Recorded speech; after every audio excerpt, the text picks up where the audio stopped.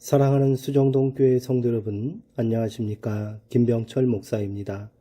8월 26일 목요일에 드리는 매일 묵상을 시작하겠습니다. 오늘 부르실 찬송가는 412장 내 영혼의 그 깊은 데서입니다. 찬송가는 형편에 따라 영상을 잠시 멈추시고 개인적으로 부르시기 바랍니다. 하나님의 말씀은 로마서 12장 17절에서 21절까지 말씀입니다. 신약성경 256쪽에 있습니다. 이제 제가 하나님의 말씀을 강독하겠습니다. 이것은 하나님의 말씀입니다. 하나님의 말씀에 경청하시기 바랍니다.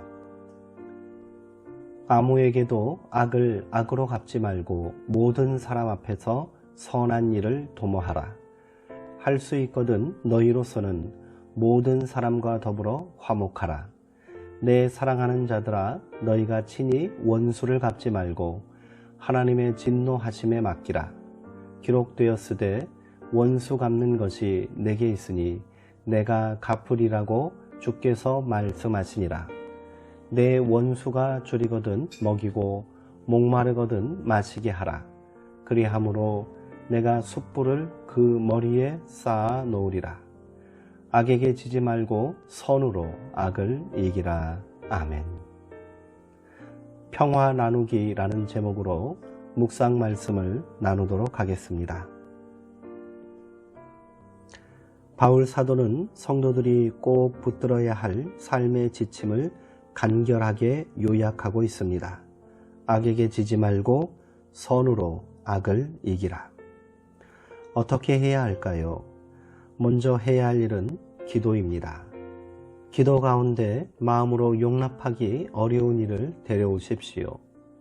마음에도 없는 소리를 하나님께 드리라는 말이 아닙니다. 솔직하게 마음의 생각을 아뢰시기 바랍니다. 왜 그를 용납하기 어려운지를 말입니다. 하나님 앞에 그 문제를 내려놓는 순간 치유의 역사가 시작됩니다. 그리고 중요한 것은 그 다음입니다. 하나님의 말씀에 오래도록 귀를 기울여야 합니다. 말씀에 귀를 기울인 사람들은 자기 속에 어떤 힘이 유입됨을 느낄 것입니다. 또한 선으로 악을 이기기 위해서는 우리에게 괴로움을 주었던 이가 어려움에 처했을 때 도와주어야 합니다. 출애굽기를 읽다 보면 율법의 가르침이 매우 현실적이라는 사실에 놀라곤 합니다. 율법은 원수의 소나 나귀가 길을 잃고 헤매는 것을 보거든 반드시 그것을 임자에게 돌려주어야 한다고 규정하고 있습니다. 너희가 너희를 미워하는 사람의 나귀가 짐에 눌려서 쓰러지는 것을 보거든 그것을 그대로 내버려 두지 말고 반드시 임자가 나귀를 일으켜 세우는 것을 도와주어야 한다. 출애굽기 23장 4절에서 5절에 나오는 말씀입니다. 삶의 공경이 오히려 원수와 우리 사이를 이어주는 가교 역할을 하기도 합니다. 어려움을 함께 풀어가는 과정을 통해 사람들은 서로를 더 깊이 이해하게 되고 그들도 자신과 똑같은 성정을 지닌 사람임을 알게 됩니다. 교회는 평화를 배우고 익히는 학교가 되어야 합니다. 망가진 세상을 고치는 일을 하지 않는다면 교회는 평화의 표적이 될 수 없습니다. 박노해 시인은 평화 나누기라는 시에서 평화를 추구하는 이들의 과제를 이렇게 밝히고 있습니다.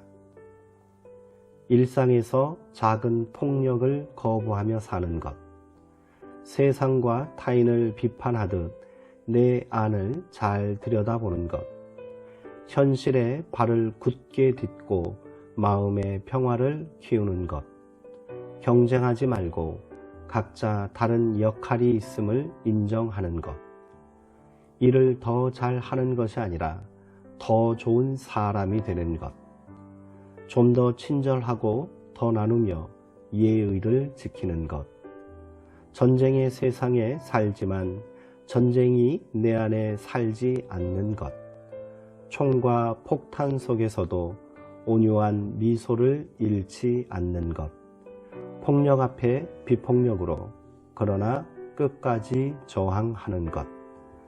전쟁을 반대하는 전쟁을 하는 것이 아니라 따뜻히 평화의 씨앗을 눈물로 심어가는 것.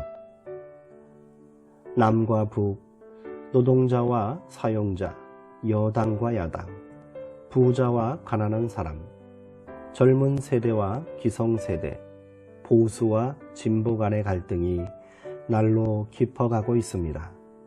평화에 대해 말하는 것 자체가 낯선 시대입니다.